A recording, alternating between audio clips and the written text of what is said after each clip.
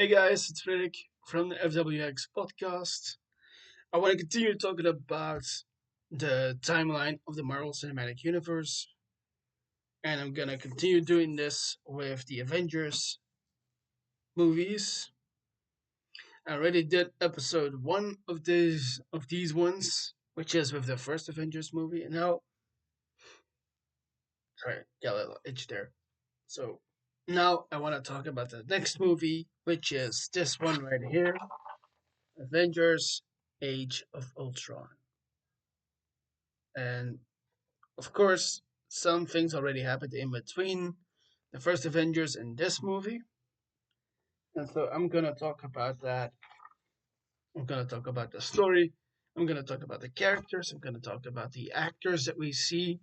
Some are new faces specifically for this movie. And I will talk about those. I will also talk about some other things that are relevant here. And before I do that, I'm going to give you the disclaimer in that, like I've said in previous episodes before, I am not um, an expert English speaker. In fact, it's not even my first language, which means that I do occasionally do flub words. And so that happens or not. Sometimes it even doesn't. But I want to make that clear for you that sometimes it does happen. Okay, also, I occasionally do swear or not. Sometimes I go in an entire episode without swearing. Sometimes I don't. Also, I might make some awkward pauses because I either lose my train of thought or I go on a tangent and then lose what I was talking about before, or also I need to look something up because I hadn't prepared for that moment, and so I'll be looking at my screen. Also, my text is on my screen, which means that the screen will get a little bit brighter and I will get a little brighter too. And so there's everything you need to know about that. That's the disclaimer. Let's start off talking about Age of Ultron. And so maybe some extra info before.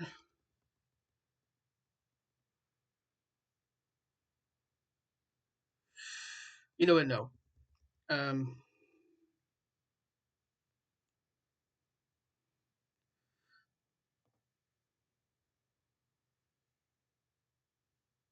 yeah, anyway, sorry for that.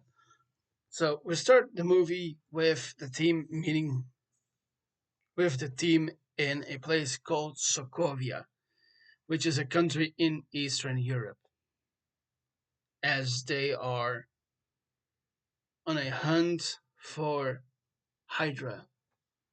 So I'll give you a little bit of background here. So before this movie, a couple of other things happened. That includes the second Captain America movie, The Winter Soldier, with all the HYDRA reveal, of course, and also the events of Iron Man 3, where Tony got rid of all his suits and only has the evolving one that he has now. And so we get to a point where they meet again and they're on the hunt for HYDRA. Okay. And they are in Sokovia, which is in the east of Europe. And here they raid one of those facilities that HYDRA still has.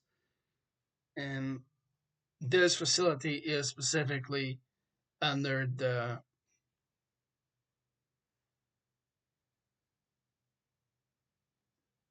it's part of HYDRA.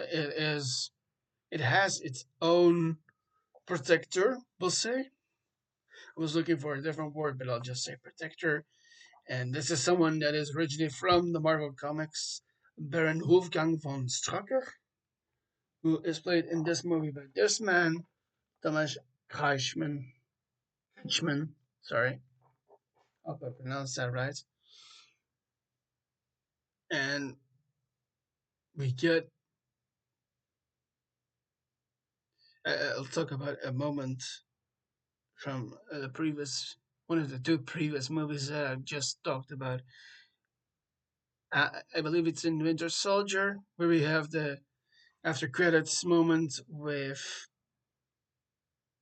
two people that have been experimented on, Pietro and Wanda Maximoff, who have gotten supernatural abilities because they got um, experimented. And so the team is in Sokovia to raid this HYDRA facility that Baron Wolfgang von Strucker has. And he's got quite the force, actually. And in fact, during the raid on the compound, Ford jokes that Strucker wouldn't have gotten this kind of protection without the thing that they're looking for, which is the scepter, which got caught up. Yeah. I was trying to think of how the scepter got there, but I don't have that answer right now. But I'll talk about this movie further.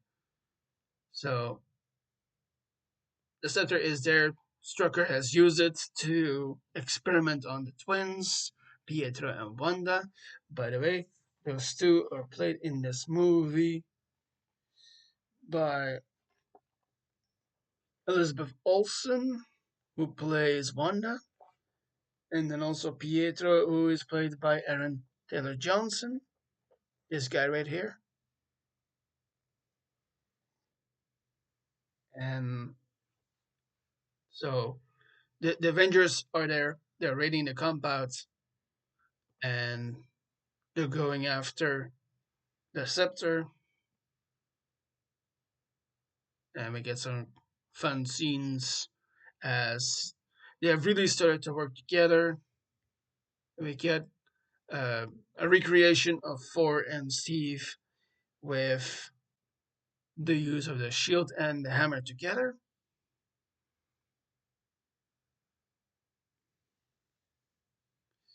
And to take out a lot of enemies at the same time. And there's a heroic start shot with all of them together in a frame.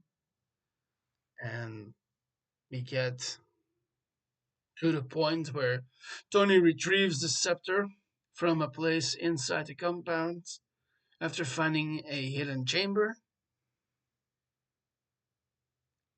only to get a little mind wipe control from Wanda, because the powers that the twins obtained from the experimentation is that she has telepathic and telekinetic abilities, and Pietro has superhuman speed, which means that he is extremely fast.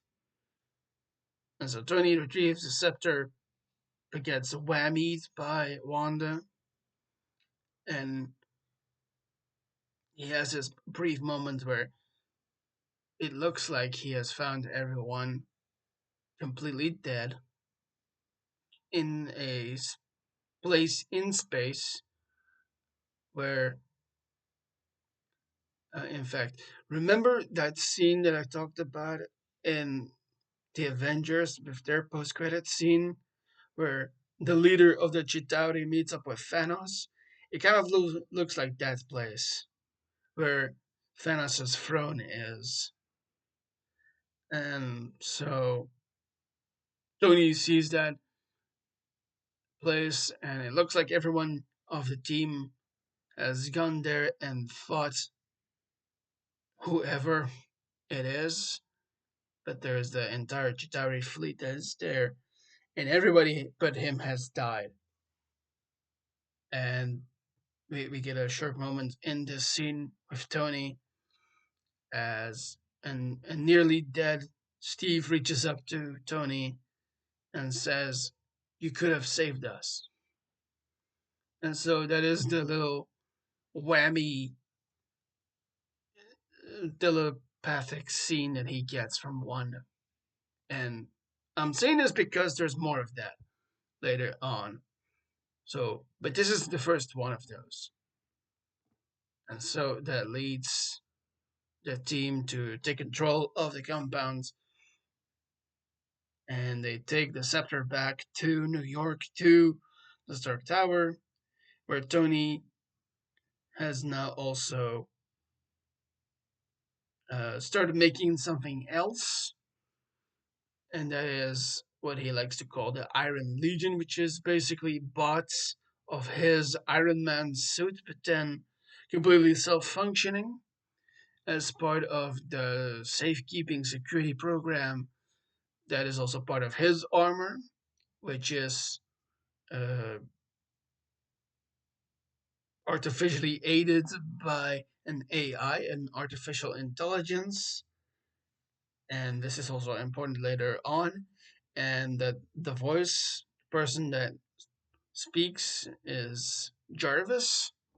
And Jarvis is both voiced and also seen later. And he's played by this gentleman right here, by Paul Bettany, who also did the voice in the first Avengers and in the Iron Man movies, which I will also cover at some point because I need that is all part of the MCU, and I do want to really cover the MCU. Okay, so let's continue here. And so Tony and Bruce talk to each other in the tower as they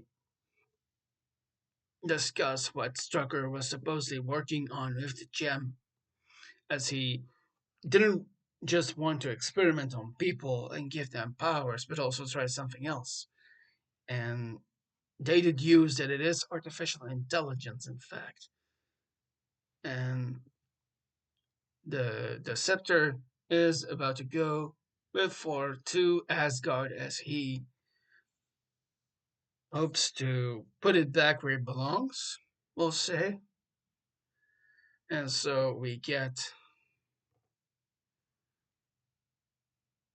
the two of them to figure out if it's possible, if you could actually use, no, make artificial intelligence from the gem that is part of the scepter. And what they don't know yet, when they don't yet know about the scepter, is that there is one part of it that is actually an infinity stone, and the yellow stone, that is also known by another name, the Mind Stone. And they use this gem that is part of the scepter to, in secret, make what Tony wants to use on his Iron Legion, and he likes to call it a specific name, as it would serve a global defense program, and that name is Ultron. And so they try to do this for the next couple of days, and they seem to fail every once and again until finally Tony, um, following their successful raid on the compound in Sokovia, is about to prepare himself for the feast that he is throwing for everyone, as Ford likes to call it, a revel. And so at this moment, he says to Jarvis, you keep watch and tell me if something happens. And so while Tony walks away and goes to prepare himself, we get a moment, we get the moment where Ultron becomes into being, almost quite, almost quite literally, as the the programming and the coding and all of that becomes part of itself and becomes an artificial intelligence. And so Ultron starts to come alive, to make a Netsky reference. And for those who don't know, Netsky is a Belgian DJ who is from the same region as I. Okay, let's continue with this story.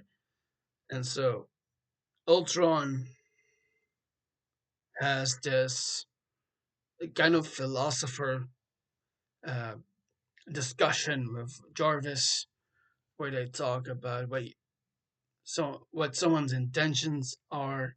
Well, specifically Ultron's intentions and what he is meant to do, as he does not get the whole idea of defending the world from other forces, like, say, an alien invasion,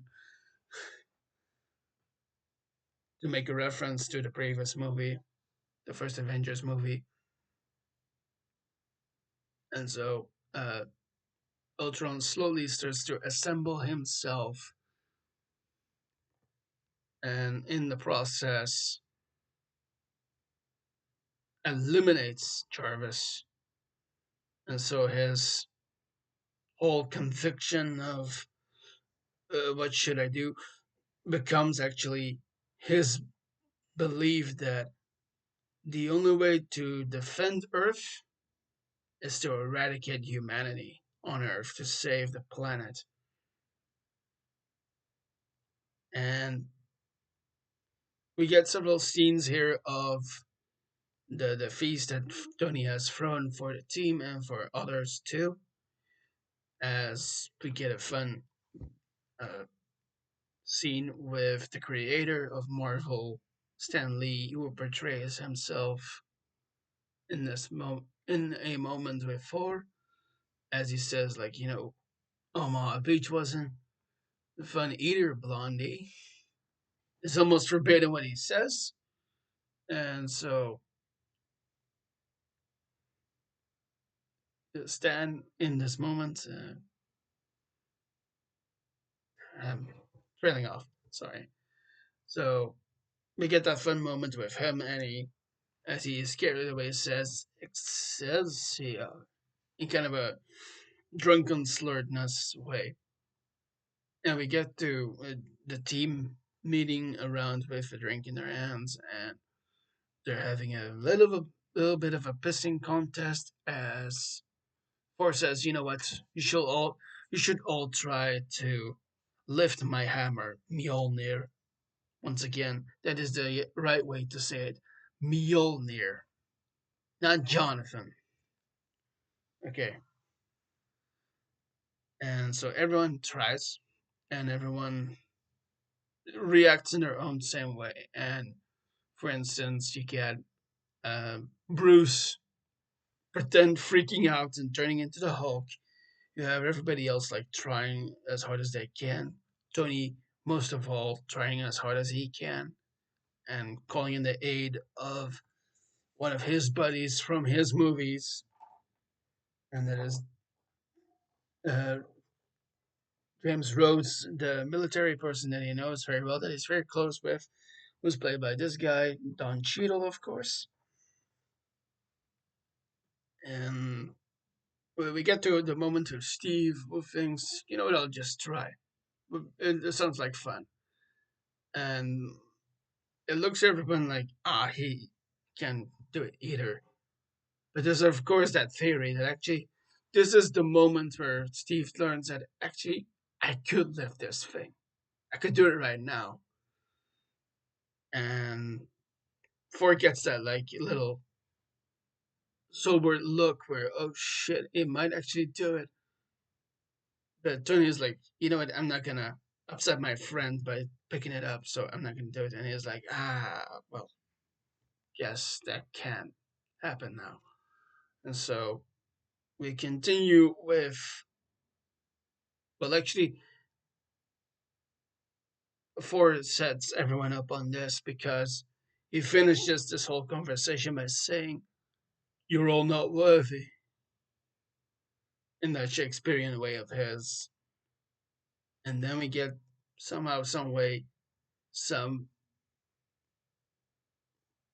uh, reassembled legionnaire from the Iron Legion that Tony has made, who scrambles forward and says, "Worthy."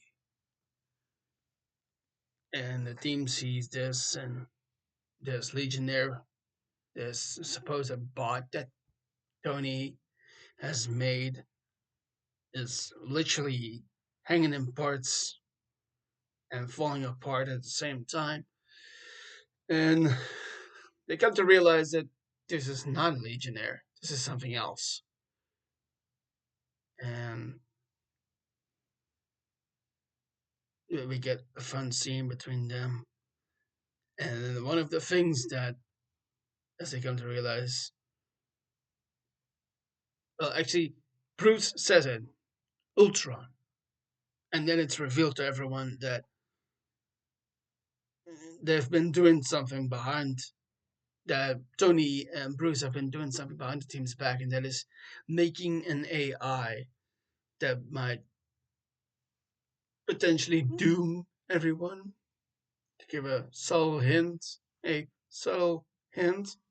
towards future things from Marvel right now. You know what I did there.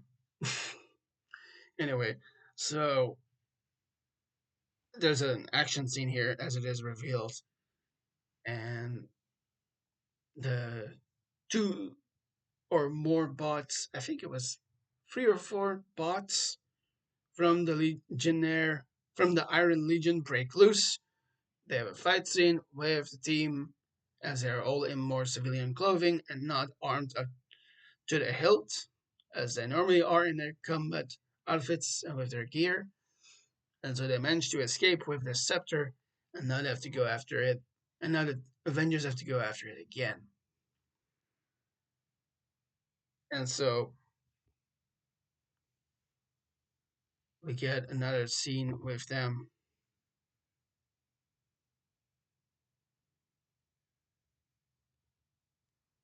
as Ultron is now using the resources that he can, as he has connection to the internet, but also the resources that Strucker was using in Sokovia to build an AI himself. And so to update, or rather evolve into the next big thing. And so it starts to build an army of robots, of drones. And I'm talking drones not in the sense as we know it in our real lives with like large levitating things that can fly around. No, actual robot things like humanoid looking machines. Yeah. And this leads uh, Ultron to kill Strucker, and he he kills Strucker, and by proxy also recruits the Maximoffs, who have their own grievances with, especially Tony, who they think is responsible for the death of their parents, as it was his weapons company that provided the arms to lay waste to Sokovia. And so the team learns of this, and Tony jokes that Ultron did a Banksy, killing Strucker and writing something on a picture, and which leads them to go look things up a different way because Ultron has access to everything on the internet and in Stark Tower. And so they need to look for things in a different way. And one of the things that Ultron would need to evolve would be the most versatile element in the world. And that has actually been used before to make something. And I'll show it in this photo right here. Steve's shield, which is made from an element called vibranium, which comes from an African country of Wakanda, where they have a ton of it, a lot of resources, and so the thing that they found in their files that aren't on the internet is the contact information for someone that we see for the first time in this movie too, is someone that is played by an actor that I greatly admire, who I think is one of the absolute best. And I'm looking for his picture right now. Here, I got him. I had to, I had to have two pictures for this cast because he's a bit bigger than the first movie. And so this arms dealer is a guy named Ulysses Claw, and he has is the other person outside of Wakanda to have a supply of vibranium. And they think that Ultron is going to go after this guy, after Ulysses Claw. And in this movie, Ulysses Claw is played by this unmistakable talented man, Andy Serkis. And he's I believe, South African, and he has his own place in what looks like a shipyard or an abandoned shipyard of some kind where he has his operation set up, and he is the person they need because he has the only other supplier of vibranium they know about. And that's actually key to know for following installments, following this franchise, because in due time I will also cover those movies. For instance, because vibranium leads into the whole Black Panther thing, which I'm definitely gonna talk about too, because those are amazing movies too. And so let's continue where we are actually, because they go after Ultron at Ulysses Claw at his base, and they attack Ultron as he is trying to get the vibranium. And Ultron kind of reveals himself to Claw as he uses one of those phrases that Tony is famous for. I kind of remember it from watching it the other day. The the Ultron movie. It was something along the lines of trust your friends, trust your enemies, and watch out which which gets richer than each other. It was something along that line. And that reveals to Claw that this might just be one of those Iron Man Legionnaires that Tony Stark has built, and that leads into Claw losing his arm as they have a confrontation. As Claw is handing over the vibranium that he has, and so, but we get another fight scene here between the Avengers and Ultron and the Maximoffs as they face off against each other, and Claw's men too, because there's some of them too. And here we get another manipulation, mind control scenes as uh, uh, almost everyone gets whammied by Wanda while Pietro and Ultron are fighting the Avengers, taking most of the guys on. And so Wanda whammies Natasha and Tony and Captain America. Yeah, those are the three of them. And Tony kind of shakes it off and he goes off to fight Ultron and find him. And we have Steve who has a moment where he has his illusion mind control whammy thing where he has a bit of a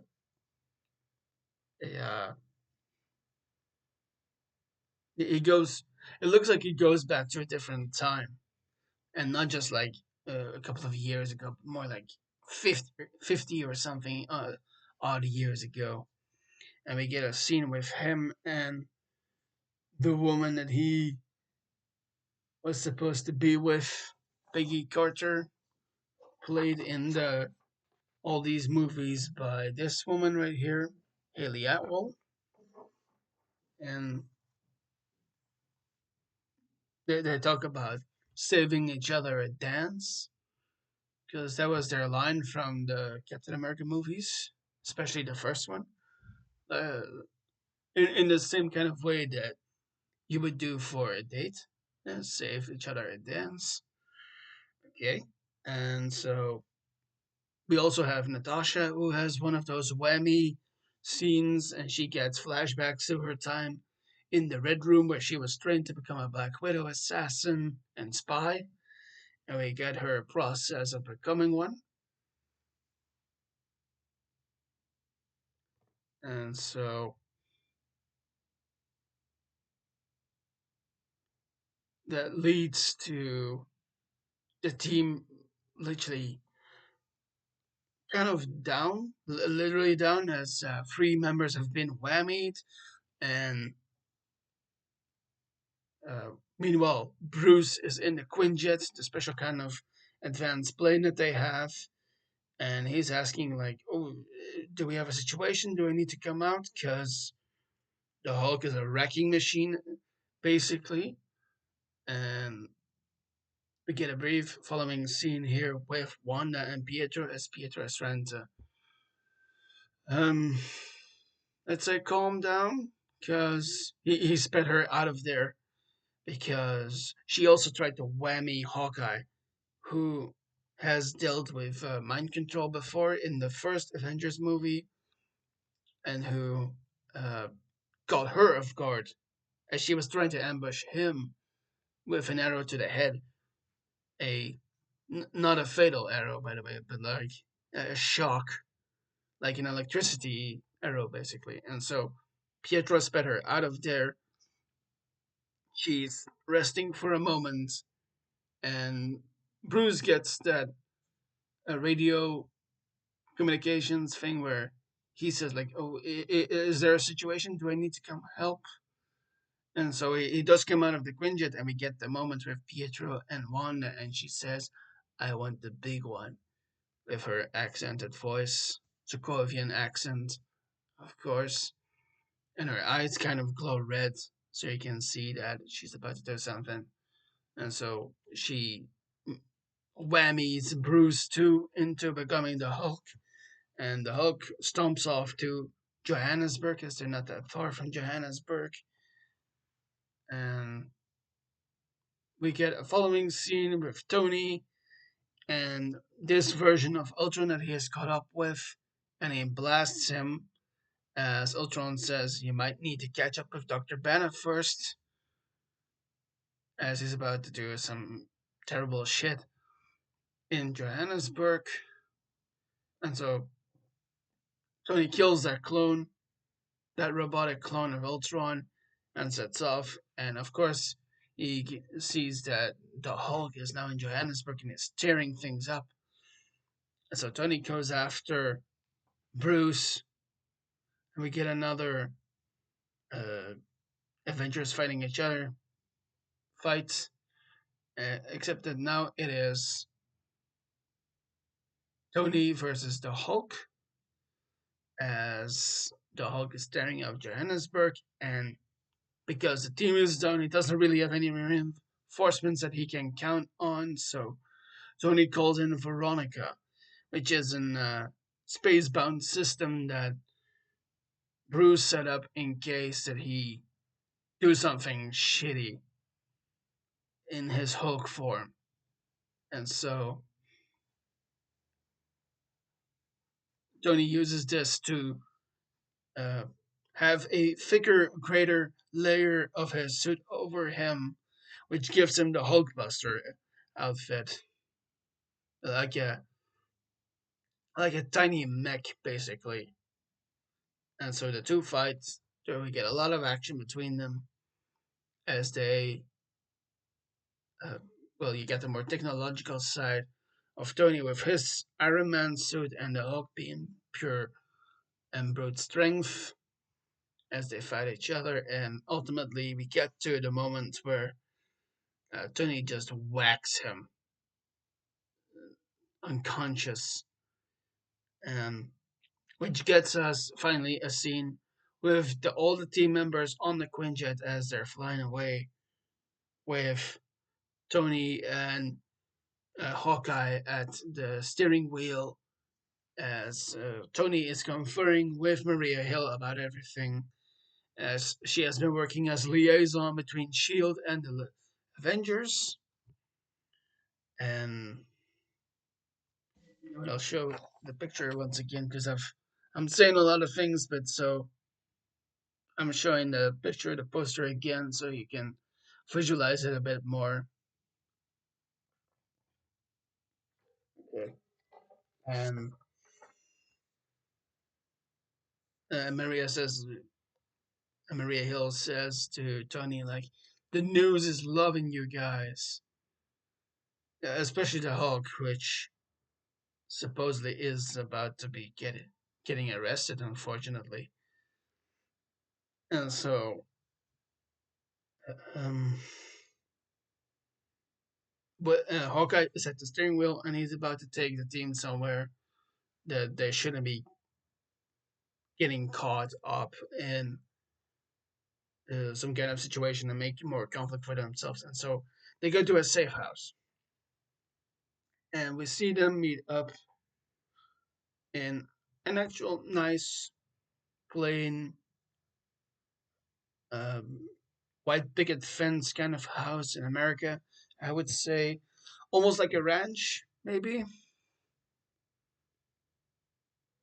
Like, yeah, I've said enough about that. And so they come there and they get a lot of love and immediately because this isn't just any safe house. This is Barton's house specifically, as the team meets his wife for the very first time, Laura, who we later learn in the Hawkeye series that she also used to work for Shield, and I believe I have a picture of her. Yes, this is the person playing Laura Barton, Lena Cardellini,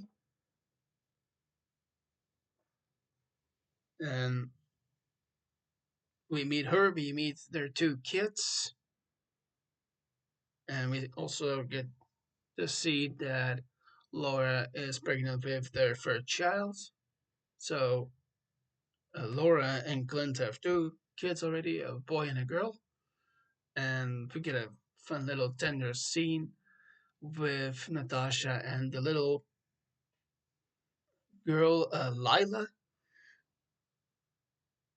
as Lila calls Natasha Auntie Nat, and they hug for a moment, and then shortly after this, we get a scene with Natasha and Laura, and Natasha asks if it's still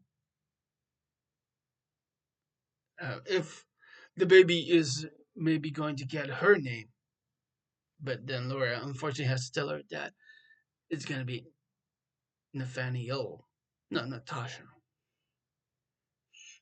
And this is a little funny, tender scene that I wanted to highlight for a moment. Okay, let's move on from this moment.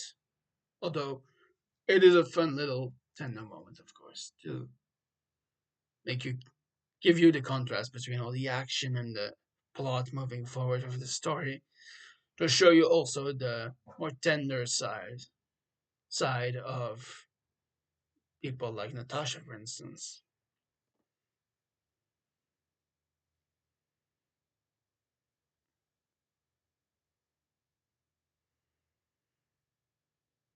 Um, but here's the but here there is also the breaking of the team as Ford gets a little disillusion moment from his whammy, and he decides to go off and find Eric Selvig,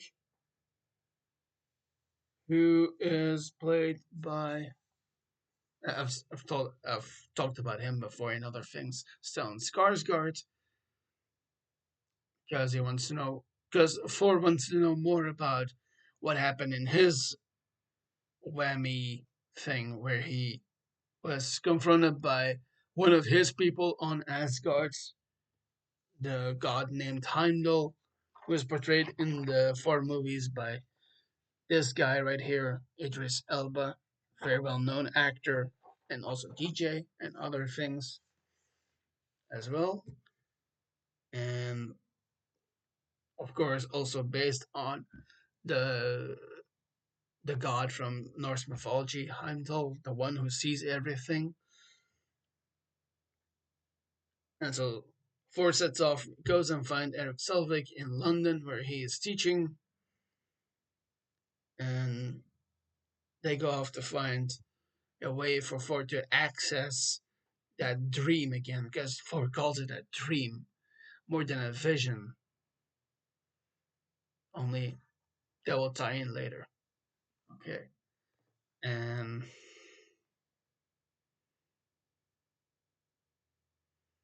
in another fun moment here at the safe house at the Barton's house, we have a little face-off moment between Tony and Cap where they are chopping wood and Steve showing off and just tearing one log apart with his bare hands. As they're also philosophically discussing how to deal with Ultron and all of that. And Tony is called away by Laura, and she's asking if maybe Tony can bring their tractor, their John Deere tractor, back to life. Not literally, but just making it work again. And so Tony goes through that barn with the John Deere tractor in there, only to find that Samuel L. Jackson's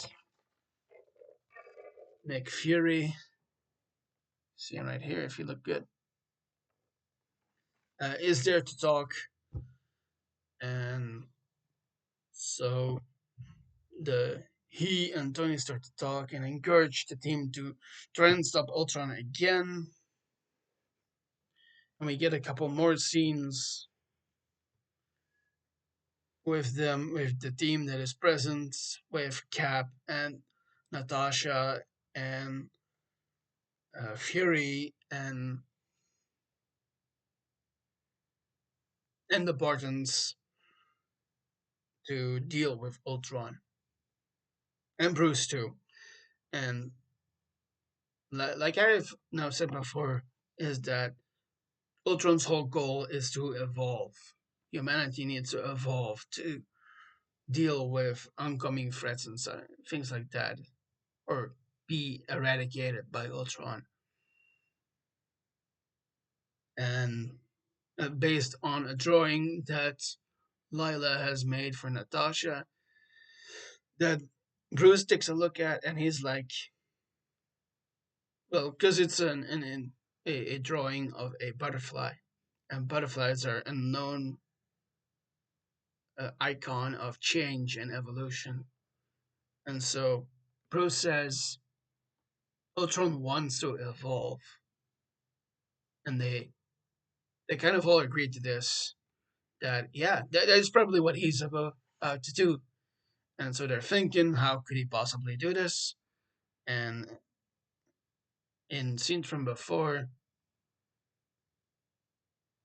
especially right after the raid on the compound in Sokovia, Clint got a little hurt as he uh, was targeted by the forces of Strucker, and he got struck himself.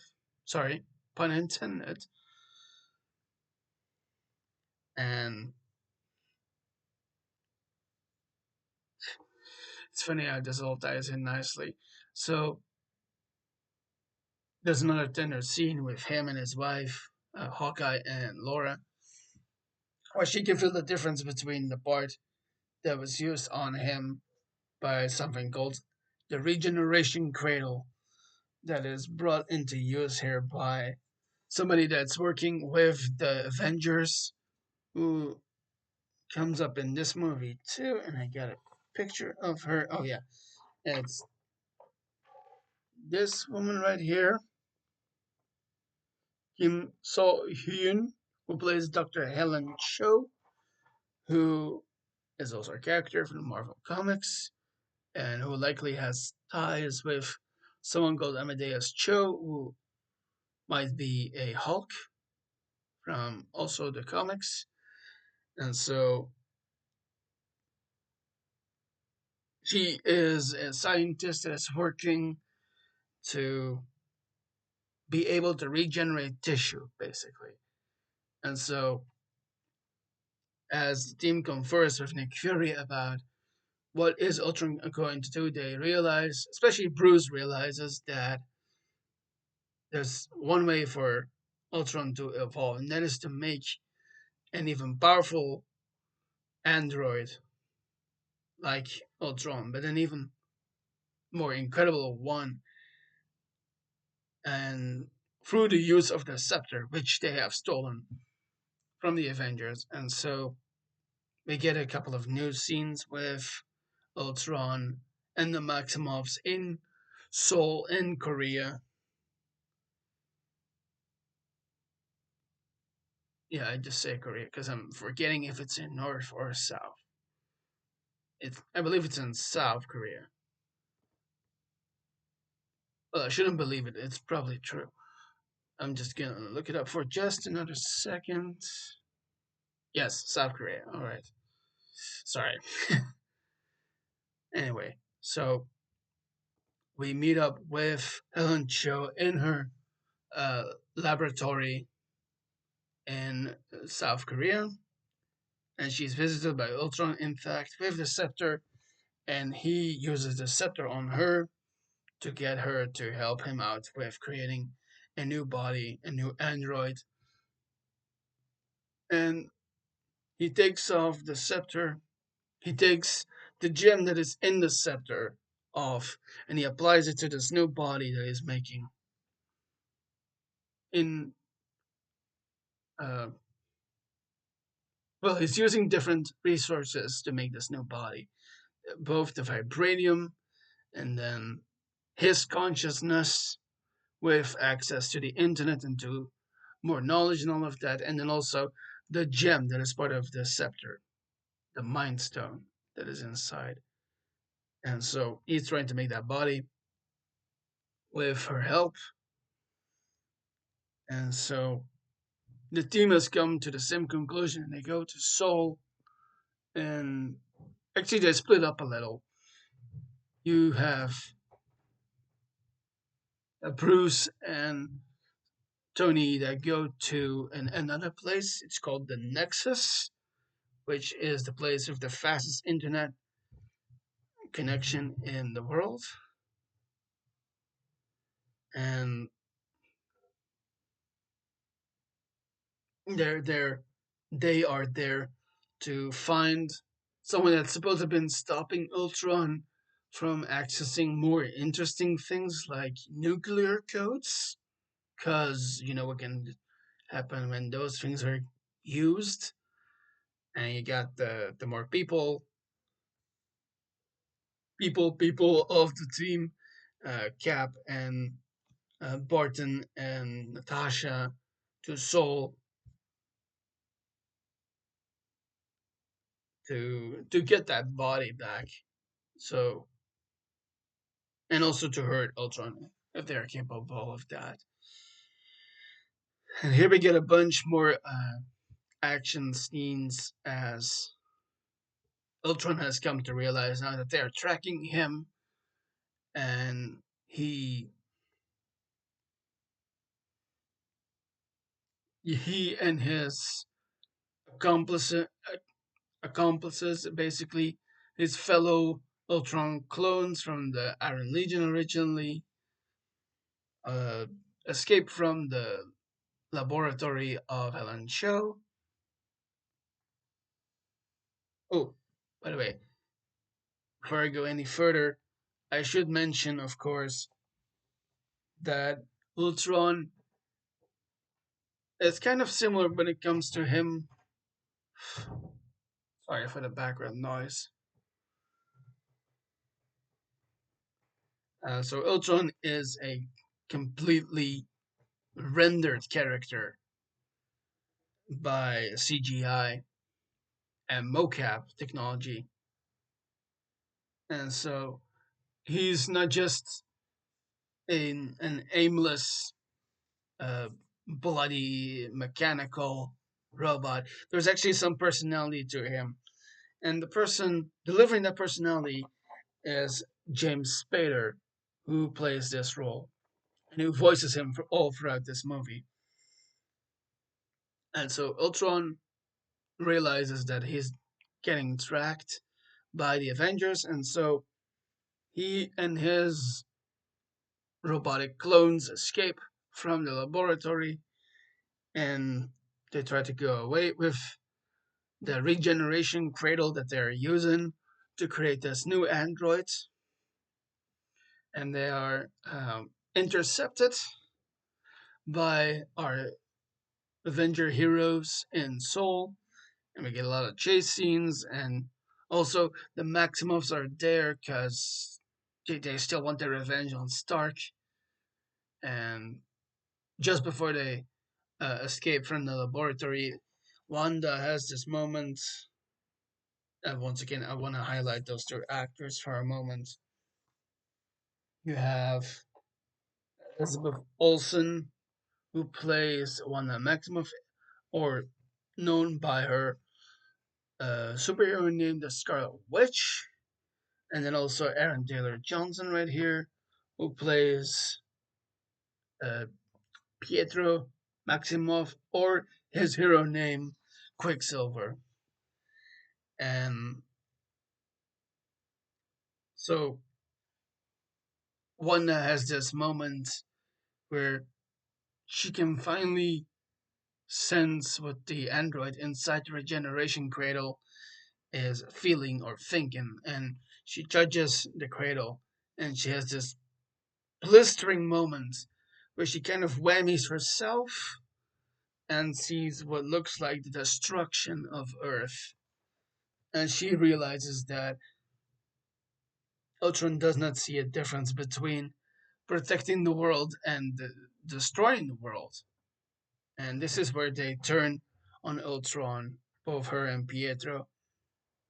And so they get out of there, and we get in the following action scenes uh, the two of them and Captain America as they're fighting Ultron and his two robotic accomplices on uh, the truck that they are carrying the regeneration cradle with the android in. And we get a lot of scenes with them fighting, especially Cap against Ultron. And in fact, Hawkeye has a little joke for Cap and says that you're no match for this guy. But in fact, just a little, because Cap only has one piece of vibranium, and that is his shield, of course, while Ultron at this point is a newer version of himself, where he is now also has a more vibranium kind of robotic body.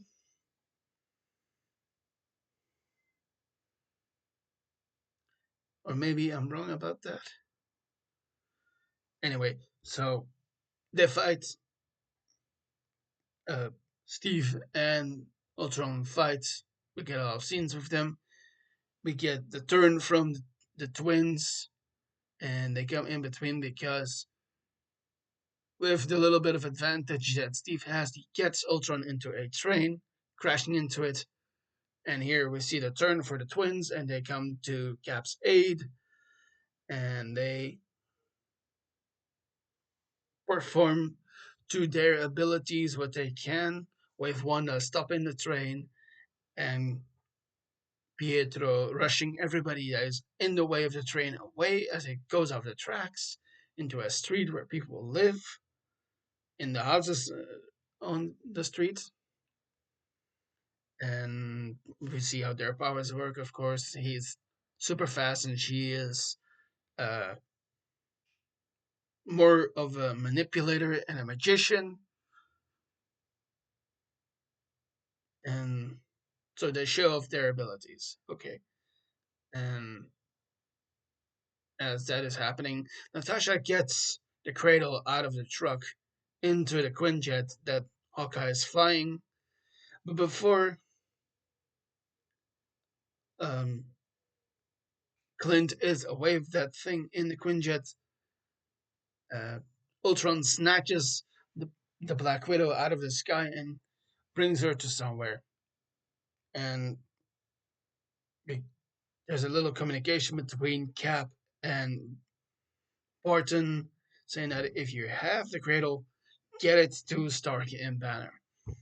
And so Hawkeye does that. And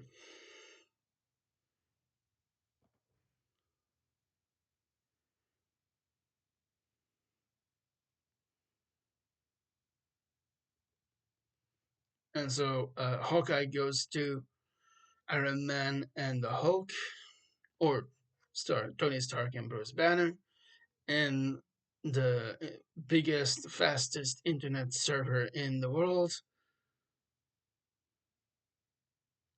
as they are in secret actually trying to upload Jarvis into this body that he brings them, the android body that Ultron was trying to use to make a newer, bigger, healthier version of himself, an evolved version of himself.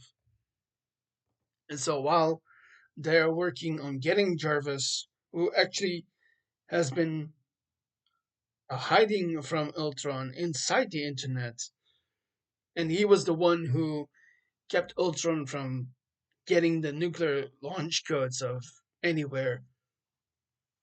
They're using the I'll call it a sarcophagus right now that this android body is in. So Tony and Bruce try and upload Jarvis into this thing, into the regeneration cradle where the android is in, which is a synthetic body, by the way, which is completely made by the synthetic material that Helen Cho was using to heal wounds of people, which is how,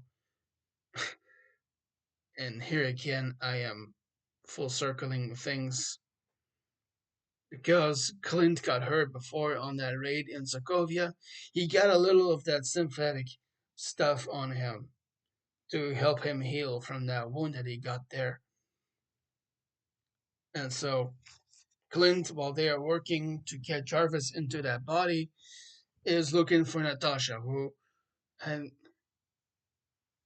who was caught by Ultron. Yeah, and so while this is happening, we get a scenes with no, wait, I'm going too fast here. First, we meet back up with Thor, of course, played by this gentleman, of course, Chris Hemsworth, as he meets up with Eric Selvig, played by Stellan Skarsgård, and they go to a place where Thor is able to revisit that dream that he has, and he has this vision of how the the scepter is part of a larger plot, actually, that it houses the thing called the Mind Stone, and that it's actually part of a set of stones called Infinity Stones. And so, with all that information, the Thor returns to the heroes in the this nexus of the internet where Tony and Bruce are trying to uh, make a new version of the android that Ultron wants.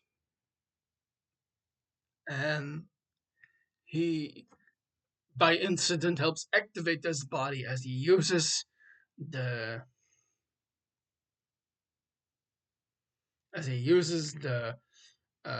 the lightning, the electricity that he can build up from his hammer,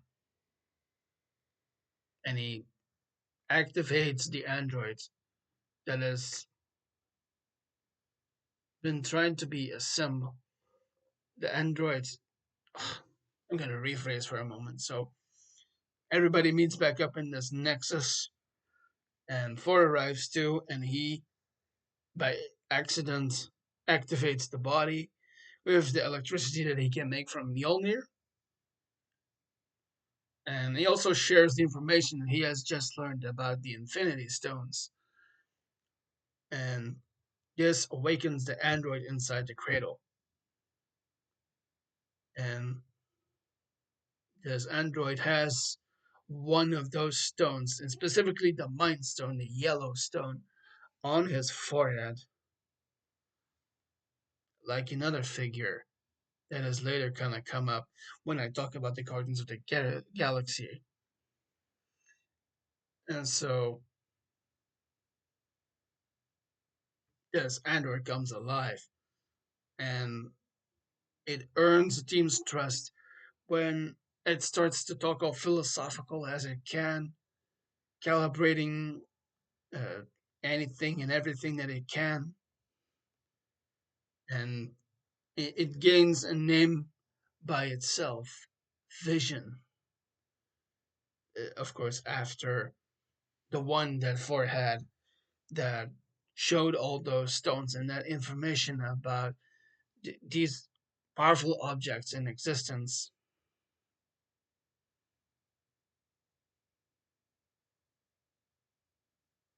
which leads to a now bigger Avengers team to go back to Sokovia, as Clint also reports that that is where Ultron is holding the Black Widow that he caught on that he caught, yes, and also where he's now amassing all the. I'm gonna rephrase. So as they meet up and the team becomes a bit bigger with the Maximoffs and now this Vision android, uh, Clint says, "Well, Ultron is holding Natasha in Sokovia, where Ultron is now amassing an army of his own of robotic clones of him." And so the team goes to Sokovia, and we get a montage of all of them suiting up, and with with some nice narration from Steve, where he basically says we have to prove if Ultron is right. Who is the real monster here? Is it him? Is it us for creating him? Or is it that our actions define who we become and who we really are? Like, are we the originators of our own doom? Do we make up that is good and what is bad? Yes. So that's what it comes down to the narration that Steve does, and that leads this new team, the bigger team, to go to Sokovia,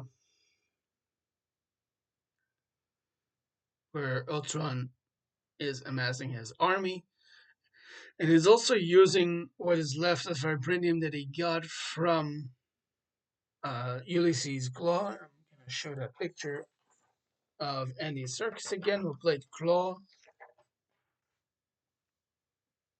and he's using it not just to build his army, but also to build a machine where he could lift the capital city of Sokovia to a higher place. And if it gets high enough and it crashes into the earth, it will likely cause global extinction. And so the whole team goes there. We get scenes of them fighting the oncoming Ultron horde, I will call it for a moment. And as that is happening, we have Bruce Banner in his normal self as he goes inside the mechanized plant that Ultron is using to amass his army, and he rescues Natasha, and Natasha says that being a monster is part of us, as the two of them have been having some kind of sexual tension throughout this whole movie. There was a scene before when they were still in the Barton house where he just used a shower and and shaved himself, and she was waiting to get into the shower, and they have that moment of confronting each other over getting whammied by Wanda, and she told him that in my training to become a Black Widow, I was sterilized as part of my graduation scene, which makes everything that I do as an ex Black Widow and now an Avenger much easier. And so basically, being a monster is part of who you are. That we all have our good side and our bad side, and that there's also a large gray zone in between. And so she says, "I don't need you right now, Banner."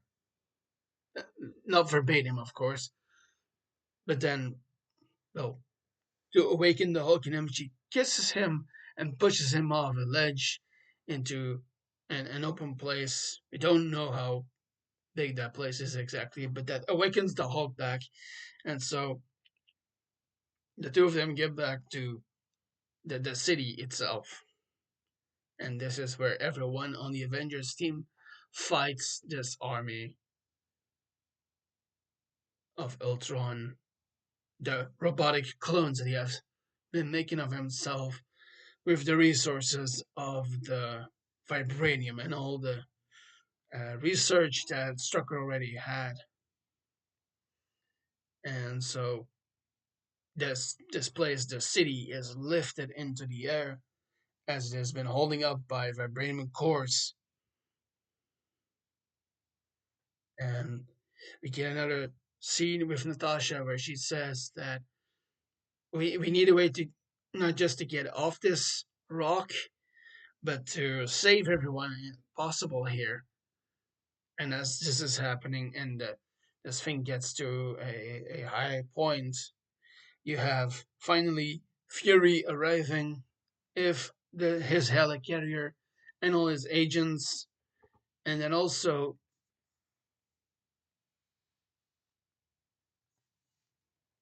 War Machine from the Iron Man movies again also played by Don Cheadle right here, and who I'm gonna briefly talk about that he had that funny story in the Stark Tower where he had his ultimate line with "Boom, you're looking for this," and so he arrives too, and he provides some additional air support for Shield, and he has a couple more lines and funny uh, chemistry with Tony, of course, as they're close friends.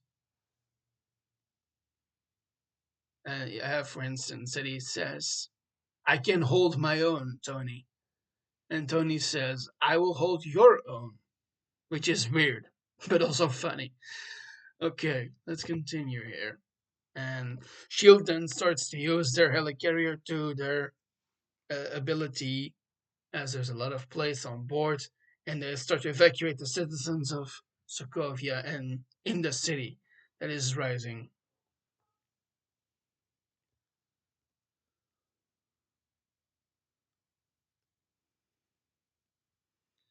And we get a bunch of scenes, action scenes here.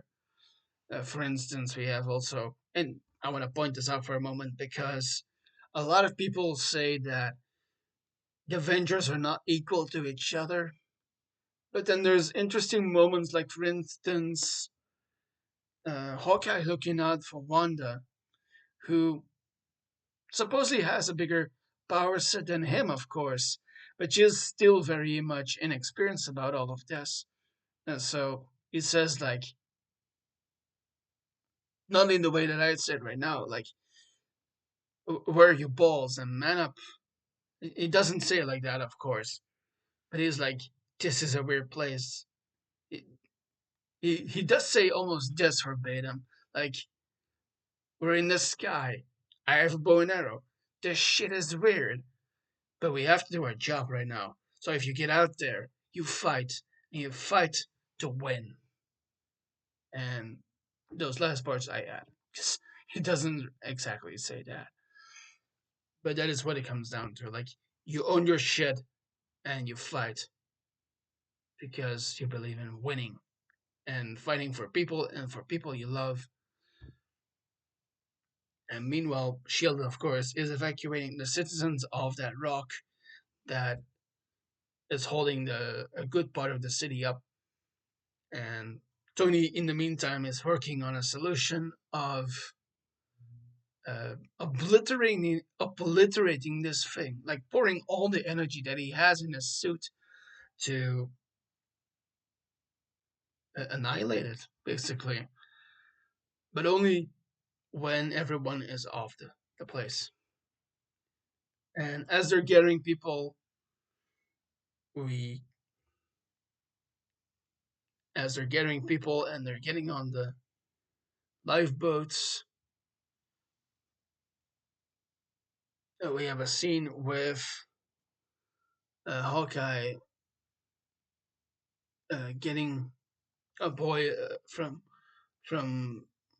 getting a boy from somewhere, and his caretaker, I will say, it's not sure if it's mother or not. So he's getting this boy out of a place, and he's rushing over, and then Ultron in a plane is trying to kill them. He's trying to kill that Sokovian family, and instinctively, paternally probably, Hawkeye shields the kid with his own body, but he doesn't get hit. And he turns and he sees that actually Pietro has caught all those bullets, and unfortunately he falls dead to the ground, completely riddled with bullets. That one of the Ultron robotic clones is getting away, as they've had a moment before where all of them were fighting together among that drill that Ultron had placed there that would make this rock that he had lifted into space by the vibranium just get obliterated. As the plan with this is that, as I've said before, if this thing at this height crashes into Earth, then it's eradication, basically, for humanity. And so there's this amazing fight scene with a kind of roundabout with the cameras, and you see everybody working together, fighting the Ultron assailants, the robotic clones of. And there's a brief scene with this too, where Thor and Tony and Vision work together to burn out the Ultron Prime, I will call him, and they obliterate him to the point where he's melting, only for him to have like a funny one-liner to end everything with, and he says like, you know, with the benefit of hindsight, and then he gets clocked by the Hulk and chucked away. And so I'm betting that is that guy with his left hind legs that gets onto the Quinjet and it spurts away. And that's the one that actually shoots at Clint as he's trying to not capture, rescue that kid, that Sokovian kid and the caretaker away. And at the moment that Pietro catches all those bullets, unfortunately, and he's killed. And I'm betting because of some twin connection with his sister, we get another scene with her, and it's just terrifying and sad to see her collapse to the ground as she feels what I'm guessing is this twin connection thing, and she falls on her knees to the ground, and everything bursts in her chaotic magic around her as the last remaining bots are trying to get their hand on the drill. and they just fall apart by her. What they don't know yet is chaos magic. Okay, and so this last Ultron clone is getting away,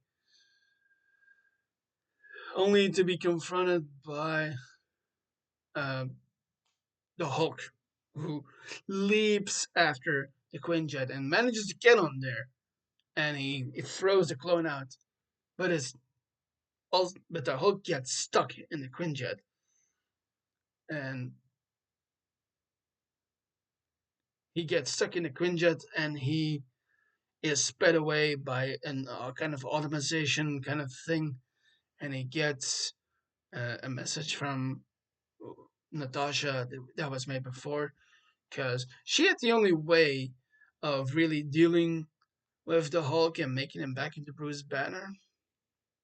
And so he gets that message and he is sped off as he's off to a new adventure in a movie I will talk about when I cover the four franchise inside the MCU.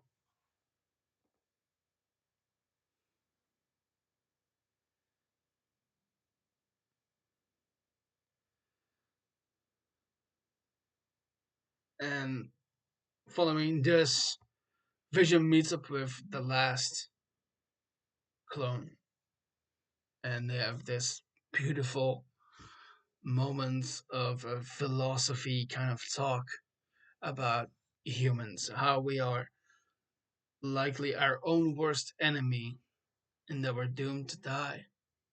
But there is beauty in our failing and falling. And that scene ends with Vision finally killing the last Ultron clone. But it's not over yet, as the remaining Avengers return to a new base that is now run by the Shield people, Fury and Hill and Helen Cho and Eric Selvig in upstate New York, where they are. And this sets off everyone to their next adventures, and we see for return to Asgard as he is hoping to learn more about the people behind the scenes, actually. The people being Thanos. And Barton returns home to his house and his wife, and he, for the moment, retires from the Avengers. And Steve and Natasha stay at the compounds, this new place for the Avengers, and they start to train the new Avengers, which includes, and I'll show them by the pictures again, Rhodes, which is Don Cheadle's character, Vision, which is Paul Bettany's character, and then also Sam Wilson, played by Anthony Mackie, who you also know from The Winter Soldier, where we meet him for the first time, and also Wanda, played by Elizabeth Wilson. Elizabeth Wilson. Elizabeth Olsen, who plays the Scarlet Witch. And then we get the mid-credits scene for this movie, where we meet the big purple guy himself, Thanos, as he gets a big golden gold gauntlet, like a glove, basically, but mechanized so he can use specific Infinity Stones. And he closes this movie with the iconic words, "Fine, I'll do it myself." And that's where this movie ends. And so that's a whole bunch for me about this movie, talking to you about the story, the movie, the actors, the story of this going forward, because this leads into the next couple of movies for the different characters, specifically with Thor and with Captain America and Iron Man and the others, but then also with the larger story that is being told. through these phases of the MCU. And so I want to thank you for listening to me talk about this. And I hope that you uh, like this video to begin with. You can also follow the channel if you like for this kind of content about the MCU, for instance, and other franchises that I'm tackling at the moment. Also, you can comment if you like and tell me again if that British accent from before was good or not. Also, please share with friends and family, or people from work, or people here online on YouTube. So, thank you for all of that. This is the FWX podcast. I'm Frederik. See you in the next video. Goodbye for now.